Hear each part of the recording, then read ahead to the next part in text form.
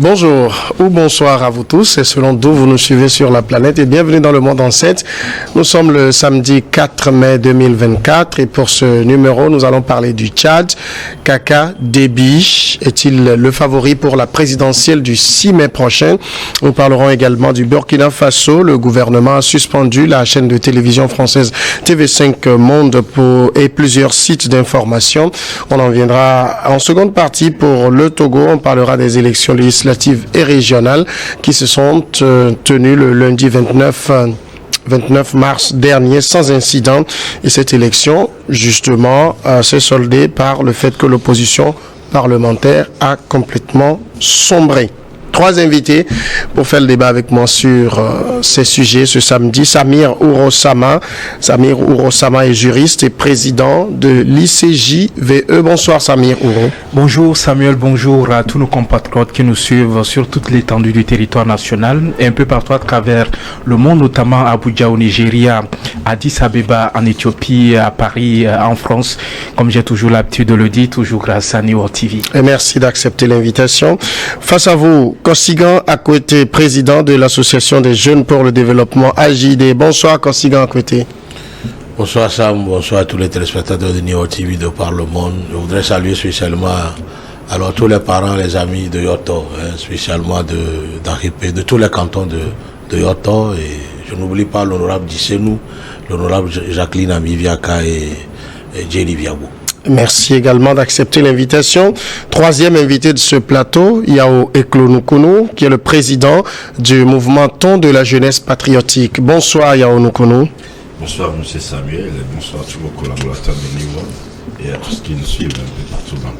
Et merci également d'accepter l'invitation de cette émission.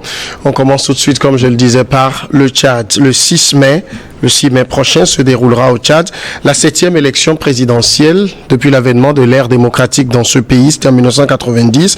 Cette élection se déroule dans un contexte marqué par l'élimination physique du principal opposant, Yaya Dilo du Parti Socialiste Sans Frontières PSF, et sans oublier donc que le 20 octobre 2022, les Tchadiens ne l'oublieront pas, le massacre de plusieurs centaines de manifestants lors d'une manifestation de contestation à l'appel justement de celui qui est aujourd'hui l'actuel Premier ministre Succès Masra du Parti Les Transformateurs. Succès Masra est candidat à cette élection présidentielle. C'est la première fois d'ailleurs au Tchad qu'un président de transition et son premier ministre sont candidats à une élection. Et est-ce que au cours de cette élection, Kosigan Akwete, est-ce qu'on peut simplement dire que Idriss Déby est ultra favori? Idriss Déby n'est pas ultra favori. Mais on peut dire qu'il est favori à voir la manière dont il est arrivé au pouvoir. Il a succédé à son papa. On sait qu'il bénéficie du soutien de la France qui est d'ailleurs très contesté et contestable d'ailleurs. Il bénéficie aussi du soutien du grand parti de son papa. Une grande partie de sa famille aussi le soutient, et on peut dire qu'il a tous les leviers possibles pour pouvoir gagner cette élection. Seulement que derrière lui, il y a Succès Masra. On a vu entre-temps toute la foule qu'il a pu drainer Succès Masra, même si entre-temps, après son exil, il a dû passer par la signature d'un accord entre lui et le pouvoir de Déby avant de rentrer au Tchad et de devenir son premier ministre, ce qui a mis un peu de plomb dans son aile, surtout que voilà, les gens le critiquent d'avoir alors mangé avec le diable, toute chose qui est susceptible de lui porter un coup sur sa popularité. Mais si on lit bien alors l'échiquier politique tchadien, je pense à mon humble avis que le président alors sortant, Déby Kaka, a toutes les chances de se voir réélire ou élu à la tête de la République tchadienne. Cela dit, souhaitons que l'élection soit transparente, équitable, pour que voilà, celui qui va gagner ne souffre d'aucune difficulté, ne souffre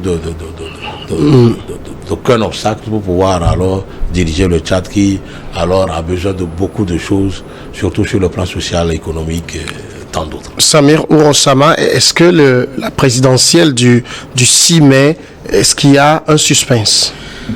Moi, je pense d'entrée qu'il y a véritablement des éléments relevés en termes d'équilibre dans le scrutin qui est en cours et qui devra véritablement se tenir le 6 mai prochain. Vous savez, dans les pays démocratiques, dans les pays qui sont sur la voie de développement et qui veulent véritablement asseoir un certain nombre de principes fondamentaux en termes de démocratie et d'état de droit, je pense que Succès Masra et Mahamat Idriss Déby Itno devront démissionner de leur poste en tant que non seulement président de transition, mais également premier ministre de la transition, puisqu'ils ne sont pas issus de l'ordre constitutionnel normal. C'est-à-dire qu'une situation s'est présentée où dans la situation, les personnes qui devraient véritablement s'occuper de la transition ont désisté par un coup de magie, un coup de bâton magie, et des personnes qui ont surgi de nulle part, qui ont pris le pouvoir. Je parle de Mahamat Idriss Déby, et sur la base d'un accord qui a été signé, intitulé l'accord de Kinshasa, une certaine personne de l'opposition, notamment à la personne de Succès Masra, aussi est rentrée et qui s'est aussi mêlée à la transition en occupant le poste de Premier ministre. Alors, et les autres candidats qui sont également, qui se sont inscrits pour ce scrutin-là, comment est-ce que on peut permettre que ces personnes-là ne puissent pas partir sur le même pied d'égalité? Ça, c'est la première anomalie. Parce qu'on a 10 candidats au total. Bien évidemment. Donc, c'est-à-dire que la charte qui institue la transition devrait prévoir qu'en réalité, lorsqu'on assume la responsabilité de président de transition ou toute autre fonction liée à la transition, qu'on devrait véritablement démissionner avant de se porter candidat à une élection quelconque, ce qui n'a pas été fait. C'est une première anomalie. La deuxième anomalie, vous vous rendrez compte que dans cette situation, vous voyez Mahamat Idriss Déby et puis Succès Masra, en réalité, beaucoup d'analystes se diront que c'est un deal véritablement. C'est-à-dire que c'est un scrutin de façade où le scrutin est organisé pour plébisciter une seule personne, à la personne de Mahamat Idriss Déby Itno, et dans ces largesses, il pourrait véritablement confier un certain nombre de responsabilités à l'opposant Succès Masra, puisque vous l'avez bien souligné, celui qui causait de problèmes, celui qui était un véritable casse-tête pour le régime en place, qui gouverne le Tchad depuis 34 ans déjà, par la force de l'arme véritablement. Donc cette personne-là, qui est un opposant historique, a été éliminée sans aucune réaction quelconque de ce qu'on peut qualifier de l'opposition représentative, donc incarnée par Succès Masra, qui a apporté son soutien donc au président, comment l'appelle-t-on, au président en place, donc Mahamat Idriss Déby Itno. Donc sur ces deux éléments-là, le scrutin est biaisé. Et ensuite, quand vous regardez entre Succès Masra et Mahamat Idriss Déby Itno, c'est le jour et la nuit. Vous voyez une personne qui est plébiscitée par plus de 200 partis politiques et plus de 1000 associations de la société civile. Ouais. Et sans compter que dans la conduite du processus électoral, vous avez les grands dignitaires du régime qui sont à des postes stratégiques au niveau des instances qui sont censées organiser les élections, notamment au niveau de l'Agence nationale chargée de la gestion des élections, mais également au niveau du Conseil constitutionnel, qui est un élément prépondérant en termes de certification, en termes, comment je vais dire ça, en termes de proclamation définitive donc des élections, des résultats qui vont être sortis des urnes au soir du 6 mai prochain. Alors, Yahweh Konokono, on prend le profil de ces deux hommes, c'est des profils, disons, très différents, mais c'est deux candidats qui a, disons que Mahamat Idriss Déby a 40 ans, Succès Masra a 41 ans, c'est des candidats de la jeunesse. Est-ce que finalement, quels sont les atouts de l'un et de l'autre? Monsieur Samuel, je ne me préoccupe pas de l'aspect de question d'atout.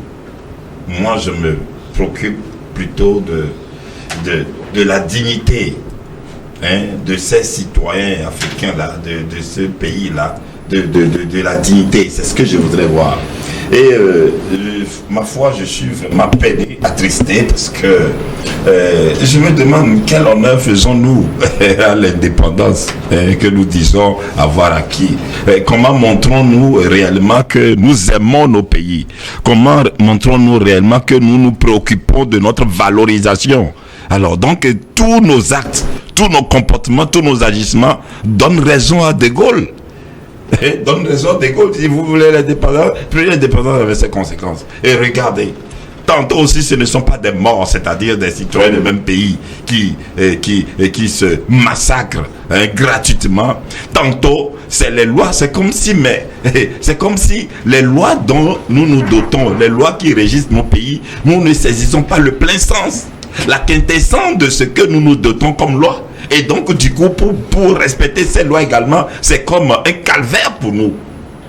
C'est comme un lourd fardeau pour nous. Alors donc, ces situations rocambolesques là, que nous ne cessons d'entretenir, de traîner, etc., c'est vraiment dommage. Alors donc, vous voulez quoi? D'abord, les conditions dans lesquelles Mamad Dibi monte au pouvoir pour conduire une transition. Est-ce comme cela les tests prévoyaient qu'en cas de vacances, est-ce que c'est dans des conditions pareilles qu'il faut préparer et conduire une transition? Ça, c'est d'un. De deux, n'oubliez pas que récemment, il y a un opposant, un acteur politique qui a été assassiné à son domicile. Alors donc, monsieur Samuel, vous savez, tout ceci montre que nous avons encore du travail, nous avons du pain sur la planche. Arrêtons de nous mentir, nous les Africains. Je ne sais même pas de quoi voulons-nous nous glorifier avec ces comportements. Tant que nous n'allons pas prendre conscience pour prendre nos responsabilités et savoir que nous devons nous reconstruire, savoir quelle orientation réelle nous donner, nous allons toujours demeurer à la traîne. Et nous allons nous glorifier avec notre statut de consommateur. Et on est consommateur, on se plaît avec ça, on se glorifie avec ça, qu'on est intellectuel. Non, mais c'est dommage. Maintenant, revenons dans le fond du débat. Le fait est qu'il y a élection. Oui, mais je suis dans le fond du débat. Il faut analyser les forces en présence. Monsieur Samuel, d'abord, les élections, c'est quoi les élections? Les élections, c'est une opportunité de montrer d'abord la qualité de votre pays, la qualité du peuple que vous incarnez pour ce pays-là, la qualité de vos personnes, parce que les regards sont braqués sur vous. Alors donc, et c'est toujours en Afrique qu'on organise des élections et on entend tel crier fraude, ou au lendemain des élections, c'est des violences qui s'en suivent. Alors donc, et tout ça, c'est comme un film, monsieur Samuel. Alors donc, d'abord, regardez comment la transition est entretenue. Regardez des opposants qui sont assassinés. Regardez également les conditions dans lesquelles les candidatures, etc. Et je sais, Marsra, c'est vrai qu'il a toujours été un opposant. Bon, mais il y a toujours des non-dits dans des accords qui sont scellés, etc. Alors donc, tout cela témoigne le fait que, monsieur Samuel, nous ne connaissons pas, nous ne saisissons pas encore, nous ne savons pas encore ce qu'est aimer son pays. Ce que aimer son pays. Et on ne peut jamais prétendre aimer son pays sans avoir la culture de l'esprit d'acceptation mutuelle, c'est-à-dire de se voir au travers de son frère, l'esprit de nation, l'esprit de solidarité, de respect. On ne peut pas prétendre aimer son pays et ne pas aimer son frère, savoir que non, une élection doit incarner une certaine transparence de l'équité et de la vérité du choix du peuple. Alors donc tout ça là, nous sommes toujours dans du firmament, dans du cinéma. Consiga à côté, les deux candidats, je l'ai rappelé, ils sont, enfin les deux principaux, parce qu'il y en a 10, on ne parle pas des 8 autres, mais les deux, ils sont jeunes, très jeunes, 40 ans, 41 ans, donc fondamentalement, est-ce qu'on va dire que en termes de candidats de la jeunesse, les deux incarnent cela? Oui, dans un contexte, on peut le dire, mais dans le contexte tchadien, il s'agit plutôt d'une élection des clans. Des clans. Vous savez, au Tchad, il y a les clans prédominent. Oui. Voilà. Le président de la transition est Zagawa. Voilà. Succès Masra, il est Ngambaye. Tout à fait. Oui. Et, depuis plus de 34 ans, il y a les Zagawa qui sont au pouvoir. Et ils ne sont pas prêts à laisser le tablier. Succès Masra, s'il était dans son ancienne posture, on peut dire que voilà, il représente la jeunesse tchadienne, puisqu'il y a une grande partie de la jeunesse tchadienne qui alors s'est reconnue à travers son discours d'antan, mais aujourd'hui, avec l'accord signé au Congo Kinshasa, je ne pense plus que c'est la même ferveur des jeunes autour de lui. Ça devient un peu plus compliqué. Moi, je pense plutôt que voilà, c'est l'accord signé au Congo a tracé alors le lit de cette élection-là. On aura peut-être un président qui sera élu peut-être pour un mandat ou deux. Après, alors suivra l'autre. Comme ce fut le cas dans mon pays où un accord à Abuja a stipulé que voilà, le perdant doit aider le gagnant à exercer le pouvoir. C'est ce qui risque de se passer au Tchad. C'est vrai que c'est des candidats de la jeunesse, mais la question est que est-ce que la jeunesse tchadienne se reconnaît en les deux hommes et le cahier, est-ce que leur programme politique alors répond aux profondes aspirations de la jeunesse tchadienne? Ça aussi c'est la question. Mais tous nous allons prier pour que voilà, ces élections se passent, soit une transition, que ces élections soient une transition vers une véritable démocratie où voilà, il y aura la liberté d'expression, où il y aura peut-être des débats, des débats sur des débats d'idées sur la conduite ou la gouvernance du Tchad, et que à partir de ces élections-là, il y a une décrispation, voilà, de la vie politique tchadienne, et que les armes se taisent un peu pour faire place aux idées constructives devant amener le Tchad un peu plus loin. Sinon, les deux sont des jeunes. Maintenant, souffrons tous que voilà, la jeunesse tchadienne ne se reconnaît pas dans ces jeunes-là. Est-ce que cette jeunesse en particulier, la population tchadienne en général, elle est elle-même consciente des enjeux? Parce que quand on prend le Tchad aujourd'hui, c'est un pays très pauvre, malgré la manne pétrolière découverte il y a quelques années. La gestion est catastrophique. Le Tchad vit sous les coupures d'électricité intempestives.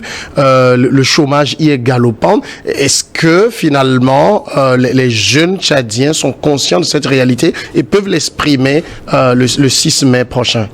Non, je pense que quand vous prenez un peu l'atmosphère qui règne, vous voyez un succès Masra qui garde quand même s'il est rentré dans le gouvernement avec l'accord de Kinshasa, qui garde un peu de crédibilité aux yeux de la jeunesse. Vous avez vu un peu la campagne qui bat son plein. Vous avez vu toute la foule qu'il arrive à drainer, comment l'appelle-t-on, derrière lui.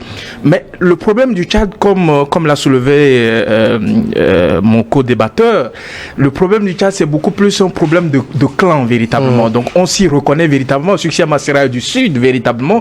Donc, toute la partie Sud se reconnaît en lui, du moins la jeunesse. Mais il y a 2 ou 3 éléments qu'il faudrait relever. Le premier élément, que vous avez un pays qui est structurellement pauvre, c'est-à-dire que plus de la moitié de la population, disons à peu près 5,4 millions de la population vit sous le seuil de la pauvreté. Véritablement, vous avez un pays qui a connu des guerres interminables. Vous avez un pays qui connaît des insuffisances en termes d'infrastructures socio-économiques et sanitaires. Vous avez un pays qui connaît un taux d'alphabétisation et de scolarisation les plus bas en Afrique centrale, ce qui fait que beaucoup de jeunes Tchadiens sont obligés d'aller à l'extérieur pour pouvoir continuer les études. Donc dans ces situations-là, c'est malheureux véritablement, et c'est la réalité un peu partout dans nos pays africains. C'est facile de pouvoir manipuler les populations. C'est facile véritablement de dire à la population voilà ceci, voilà cela, avec des promesses. Parce que quand vous regardez de part et d'autre, ils ont des programmes de société, et quand vous regardez le fondamental de leur programme de société tourne autour des besoins sociaux, les questions de santé, les questions d'eau potable, les questions d'infrastructure, les questions de financement, de subventions de l'agriculture et de l'élevage, qui constituent les activités les plus populaires donc au niveau du Tchad. Donc dans cette situation là, c'est compliqué de pouvoir choisir consciencieusement comment l'appelle-t-on, son candidat sur la base d'un programme de société, d'un projet, tout ça là. L'Afrique, du moins la majorité des pays africains ne sont pas encore arrivés à cette maturité politique. Le deuxième élément, c'est que vous voyez un pays comme ça où les gens changent les instruments quand ça les arrange. Vous vous rappelez bien le père Déby à son époque, pour permettre à ce que Succès Masra ne se présente. À l'époque, il avait, je pense, autour de 35 ans. Pour permettre à ce qu'il ne se présente à l'élection présidentielle, il a dû modifier la constitution. Et la modification majeure portait sur l'âge, donc pour un candidat de se porter à l'élection présidentielle, c'était de 35 ans à la base. Il a porté ça à 45 ans. Son fils est arrivé, son fils voit que lui-même il se retrouve dans cette situation parce qu'il est jeune. Le référendum qui a été organisé, l'une des modifications qui ont été apportées à la loi fondamentale de ce pays, c'est de revoir l'âge donc minimum exigé pour être candidat. Donc ça a quitté également de 45 et c'est revenu à, comment l'appelle-t-on, à 35 ans. Ce qui leur permet les deux de se présenter véritablement. Donc c'est-à-dire que nous sommes dans une situation où on change des situations ou des règles de jeu selon les humeurs des uns et des autres et pour plaire aux uns aux autres véritablement. Le deuxième élément, c'est que vous avez un succès à Masra qui a fermé les yeux sur la manifestation de 2022 qui a eu lieu et sur laquelle beaucoup d'organisations internationales s'interrogent également parce qu'il y a eu énormément de morts par rapport à cette manifestation-là. Et c'était un opposant également qui était Premier ministre à l'époque. Véritablement, c'est pour ça, moi j'ai toujours dit, c'est-à-dire que les gens ne se fassent pas bleuir ou se faire vendre, comment l'appelle-t-on, des choses irréalistes véritablement. Les hommes politiques, de façon globale, tout ce qui leur intéresse, de prime abord, c'est leurs intérêts. C'est l'intérêt personnel en Afrique. Vous avez des acteurs politiques qui ne jurent que de leur intérêt et ensuite s'il y a une place pour permettre à ce que les populations puissent avoir quelques petits trucs, on leur dira cela. Yaounokono, est-ce que vous pensez que dans le Tchad d'aujourd'hui, en tout cas dans le Tchad dirigé par Mahamat Idriss Déby, dont le Premier ministre est Succès Masra, est-ce qu'on peut organiser une élection transparente? Monsieur Samuel, non. Arrêtons de rêver.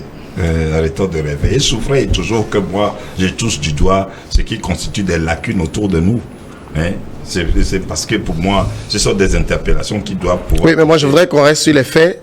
Aujourd'hui, c'est l'élection présidentielle qui nous intéresse. Je suis bien dans les faits, monsieur Samuel. Vous parlez de transparence. Alors la transparence doit venir d'où? Doit venir des hommes, de nous-mêmes. C'est pas les statons qui viennent organiser les élections. Ça veut dire que vous touchez du doigt une question de responsabilité. Alors donc, avant d'assumer une responsabilité, il faut d'abord en prendre conscience. Voilà. Alors donc, quand vous n'avez pas cette conscience-là, comment pouvez-vous assumer une responsabilité en toute dignité, en toute fierté? Ce n'est pas possible. Ce n'est pas possible, monsieur Samuel. Vous avez écouté tout à l'heure mon co-débatteur qui parlait de... Oui, effectivement, ce sont des réalités. Comment est-ce que nous ne saisissons même pas le caractère sacré, le caractère de ce qu'est une constitution? Et une constitution, on la touche de gré comme on veut, etc. Ça fait de l'amusement, etc. Ben avec ça, qu'est-ce que vous voulez espérer d'extraordinaire de nous? Oui, mais est-ce que ça dit, vous pensez qu'il n'est pas possible, je dis quelque chose de façon absurde, mais que M. Déby gagne régulièrement les élections? Monsieur Samuel, d'abord, M. Déby, il a préparé une élection, ça ne s'improvise pas. On ne se lève pas par magie comme ça, se lève, et une élection, ça se prépare. Hein? Une élection, ça se prépare, et il y a des conditions, il y a des préalables, etc. Quels sont les préalables qu'il a observés? Et quel acteur politique a-t-il été? Au moins à la rigueur, son adversaire, Succès Masra, on pourrait dire que oui, c'est des gens qui ont été des acteurs, qui ont posé des jalons, etc. Bon, oui, mais lui, on le place, on le met à la tête du pays pour conduire une transition dans des conditions rocambolesques qui ne respectent pas la constitution, les lois. Ben, nous sommes des hommes et les lois dont nous nous dotons et que nous devons respecter, c'est ça qui met la différence entre nous et les autres êtres vivants de la planète. Alors si en même temps nous ne pouvons pas être capables de respecter des lois dont nous nous dotons, ben il y a problème avec nous. Alors donc si déjà nous ne pouvons pas respecter nos lois, les constitutions, alors est-ce que nous avons conscience de ce qu'est des élections qui doivent refléter un caractère impartial, qui doivent refléter un caractère transparent? Est-ce que nous avons conscience de cela? Non, nous n'en avons pas conscience. Alors donc, ne soyez pas étonnés que soit, moi je ne dis pas que M. Déby sera élu au soir des élections, non, mais il sera déclaré. Voilà. Pour moi, il sera déclaré et non pas élu. Parce que même les citoyens qui sont supposés conduire ce processus-là, ils n'ont pas aussi cette présence-là, cette maturité-là de comprendre qu'ils ont une responsabilité, non pas vis-à-vis de celui qui les a nommés à des postes ou dans leur appartenance politique, non, mais plutôt vis-à-vis de leur pays. Nous n'avons pas conscience de cela. Vous voyez ailleurs chez les Occidentaux, mais c'est l'administration qui organise les élections. On n'a pas besoin de CENI avec tel qui doit être président, tel qui doit être ça, etc. Non, c'est-à-dire qu'il y a une conscience. Et cette conscience, c'est ça qui guide et qui motive, qui guide ceux qui sont en charge d'organiser les élections et ils la conduisent de façon transparente. Bon, rien n'est parfait dans ce monde, mais quand même, s'il y en a des couacs, ce serait peut-être des erreurs, mais pas des erreurs pour l'intérêt ou pour tourner des résultats. D'accord. Consigan Akwete, la présidentielle, donc ce sera le 6 mai prochain. Je l'ai dit, il y a une dizaine de candidats en lice. On parle de 2. Parce qu'on sait que c'est eux qui tiennent la tête de peloton. Mais est-ce que, c'est-à-dire que les 8 autres, c'est des figurants? Non. Il y a aussi une dame dedans. Il y a une femme qui a été candidate par le passé. Il a été déjà candidate aux élections présidentielles par le passé. Elle a une certaine expérience des élections présidentielles. Elle a l'étoffe nécessaire pour diriger le Tchad si jamais elle est élue. Je pense qu'il faut faire avec. Si nous étions dans une compétition ouverte, dans une compétition transparente, dans une compétition équitable, je pense quand même que il y a des candidatures à inquiéter, celle de Kaka Déby. Seulement que, voilà, avec tout ce que nous venons de développer, tous ces mots dont souffrent. Alors, d'abord, la préparation des élections, et donc moi je dis, l'élection elle-même connaîtra à coup sûr alors des couacs qui feront que, voilà, l'équité, la transparence n'y seront pas. C'est ce qui alors réduirait considérablement les chances des autres candidats. Sinon, cette dame dont je suis en train de parler peut aussi faire mouche. Vivement qu'à partir de cette élection, voilà, celui qui sera élu alors puisse faire un travail de fond, puisse opérer des réformes profondes afin que, voilà, des élections puissent rimer avec l'équité, la transparence et la vérité des urnes pour que, voilà, le Tchad puisse prendre un nouveau envol pour le développement et la paix. D'accord. Oui. Oui, moi je voudrais ajouter un ou deux petits éléments. C'est-à-dire que quand vous regardez un peu, pour la première fois, vous avez un succès Masra qui a également participé à l'organisation de ces élections-là. En tant que Premier ministre et chef du gouvernement, au moins il a pu avoir un œil par rapport au scrutin qui a été préparé de bout en bout. Sauf que, contrairement à ce que nous voyons dans la plupart des États, même si ce qui est souhaitable, comme le disait mon co-débatteur, c'est de faire en sorte que nous ayons des institutions qui ne sont pas des institutions ad hoc, mais ce sont des institutions permanentes, donc des institutions qui sont gérées comme une administration et qui sont chargées véritablement d'organiser les élections. Au Tchad, ce n'est pas le cas. Vous avez une configuration où vous avez une panoplie de personnages qui sont issus du parti au pouvoir.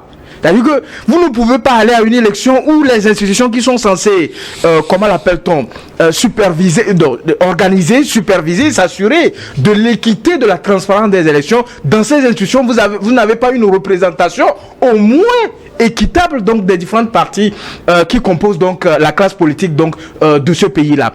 Donc je pense que plusieurs éléments font croire qu'en réalité, ce qui est en train de se préparer, c'est véritablement plébisciter Mahamat Idriss Déby Itno qui est arrivé de façon imprévue donc à la tête du pays.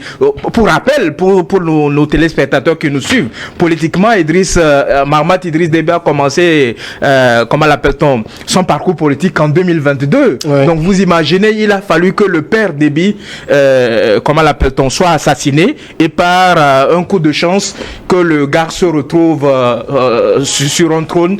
Et vous savez, le problème du Tchad, c'est que c'est un pays fortement militaire. Donc vous avez, comment l'appelle-t-on, Mahamat qui a fait une école militaire, qui a fait un parcours militaire véritablement. Il a occupé un certain nombre de responsabilités au sein de l'armée tchadienne. Il a été même, comment l'appelle-t-on, au premier plan donc de l'intervention de l'armée française au Mali, l'opération Serval, vous vous rappelez très bien. Donc c'est quelqu'un qui ne parle que par les armes.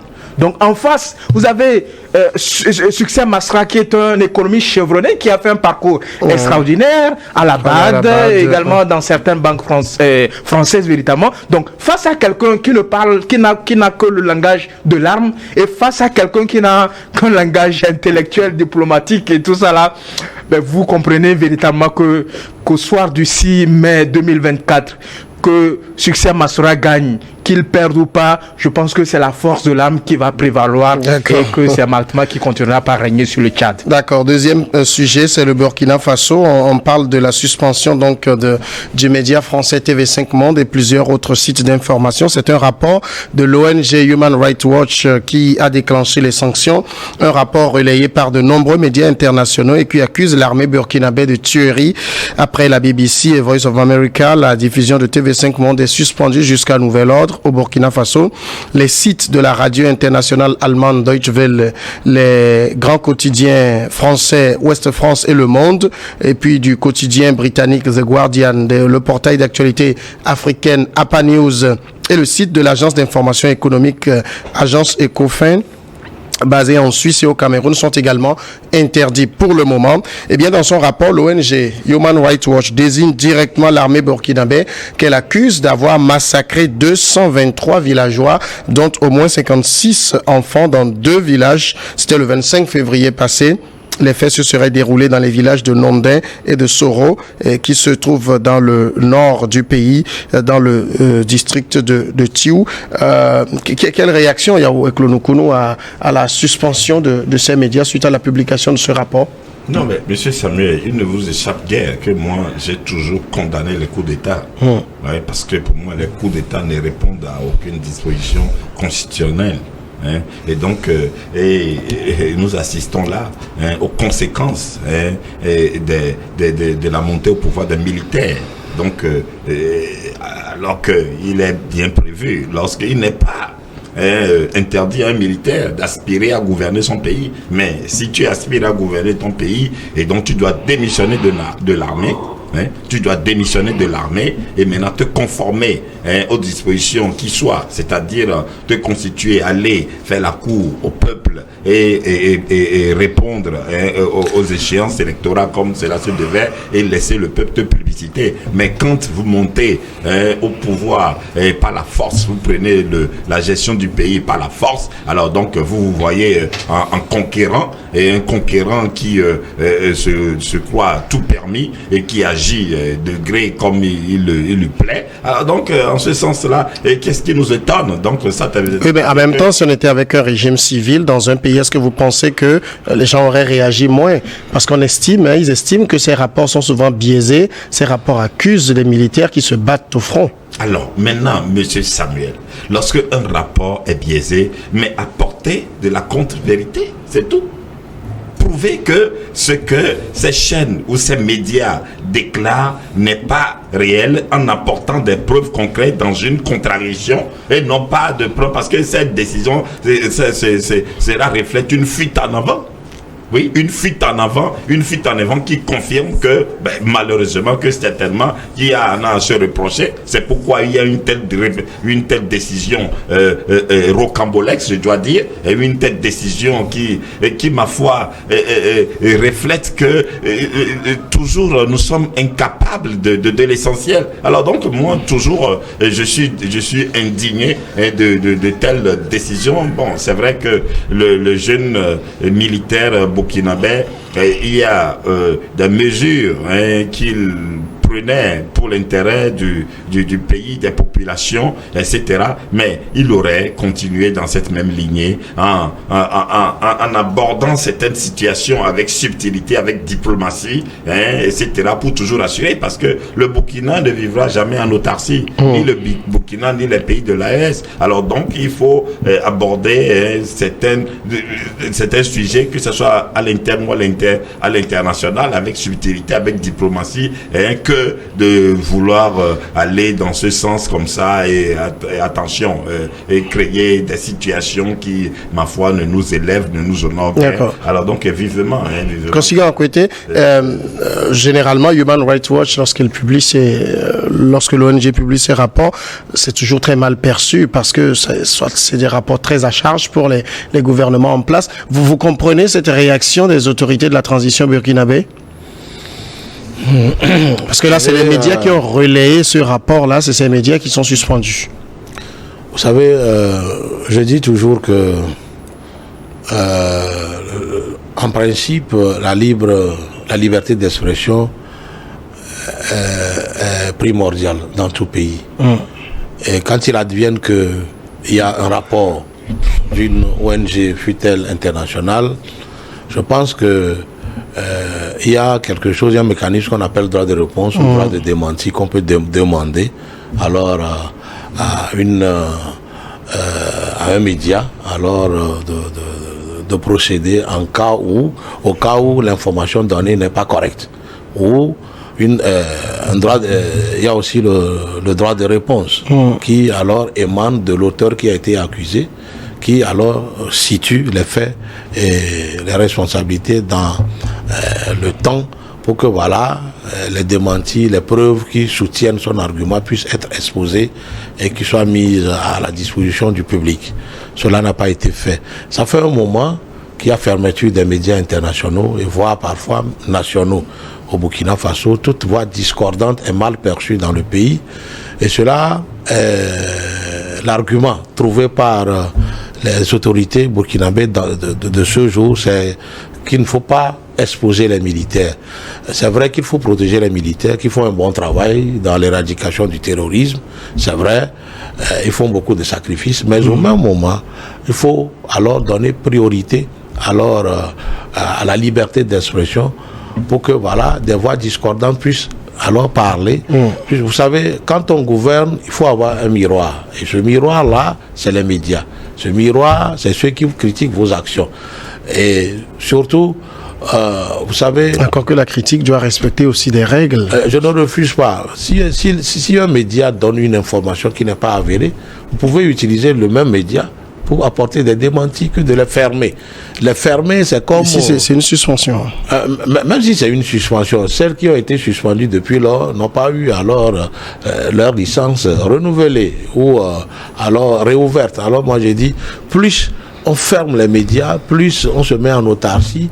Et demain, quand on aura besoin de ces mêmes médias pour exposer à la face du monde les efforts, alors qu'on consent sur le terrain pour le bonheur des Burkinabés, on n'en trouvera pas.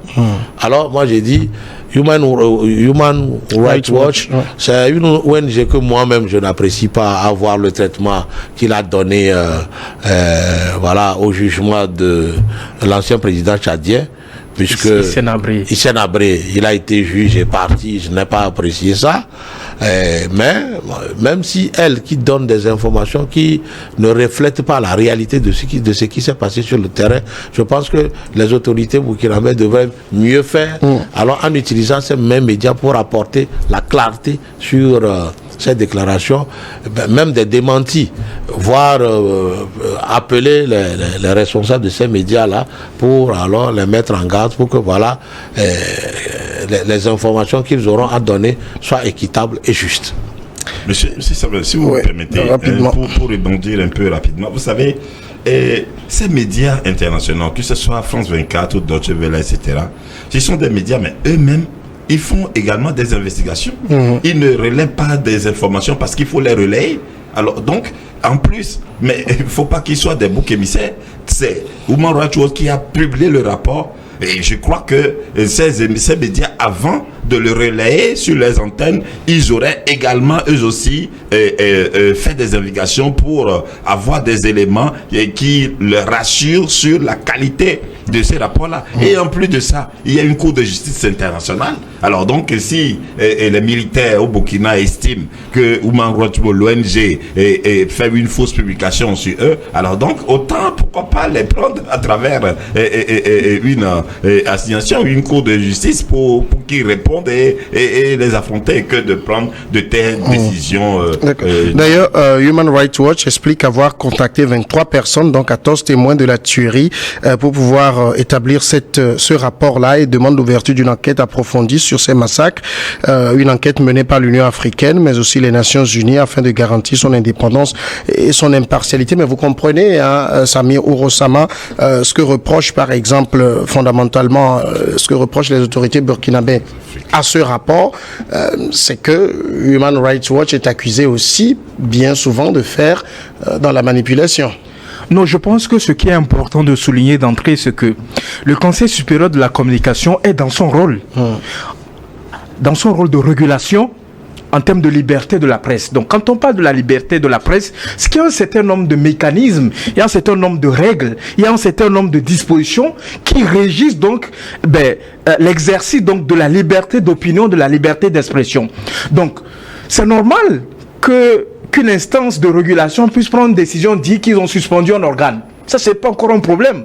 Bon, ça, c'est mon avis. Parce que l'acte pris par cet organe-là peut être contesté devant une juridiction. Si France Monde, si le Monde, TV5 Monde estime que cette mesure qui a été prise par l'instance de régulation dans le domaine de la communication au niveau de ce pays, viole un certain nombre de dispositions ou est prise dans l'illégalité, mais ils peuvent contester ce acte-là qui a été pris.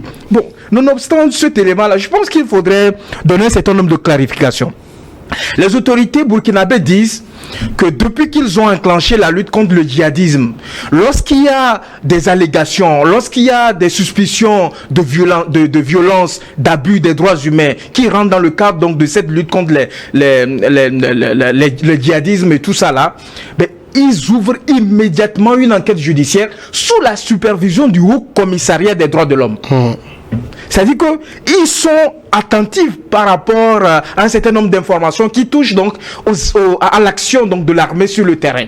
Ça, c'est le premier élément. C'est-à-dire que cette information qui a été donnée par Human Rights Watch, et moi, ça fait partie de mon avis, j'ai toujours dit cela, c'est-à-dire que les instances internationales peuvent aussi se tromper à un moment donné.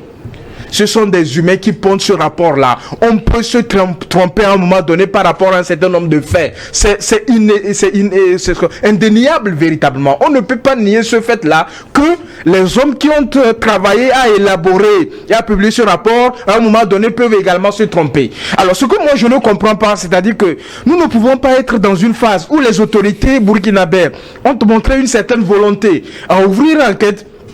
Et ce n'est pas une enquête dirigée ou, comment l'appelle-t-on, monopolisée par les autorités en place au Burkina Faso. C'est une enquête qui a été ouverte sous la supervision du Haut Commissariat aux droits de l'homme. Une instance chargée de la protection des droits humains, affiliée donc à l'Organisation des Nations Unies. Ce n'est pas n'importe qui, véritablement. Ce n'est pas n'importe quoi, véritablement. Donc, nous ne pouvons pas être dans cette phase-là que Human Rights Watch, qui publie un rapport parce qu'il a suffi qu'ils prennent leur téléphone, qu'ils contactent 10 ou 14 personnes sur le terrain et que ces personnes-là témoignent que effectivement, je peux vous assurer que dans le 25 février, dans tel village, à Soro par exemple, et dans tel village, il y a eu des tueries. Sur ce simple fait-là. Le deuxième élément... D'autant plus que souvent, parfois même, les djihadistes mettent des tenues militaires. Bien évidemment. Le deuxième élément, c'est que le bon sens voudrait que, et c'est ce que j'ai toujours reproché aux organisations internationales, lorsque vous élaborez, par exemple, je prends juste un exemple, Transparence et Amnesty International qui interviennent dans notre pays, le Togo. Vous ne pouvez pas être dans un pays, puisque avant de vous installer dans un pays ou avant d'avoir un correspondant dans un pays, il doit avoir une autorisation préalable des autorités en place. Donc vous avez une autorisation d'installation, vous avez une autorisation d'intervention.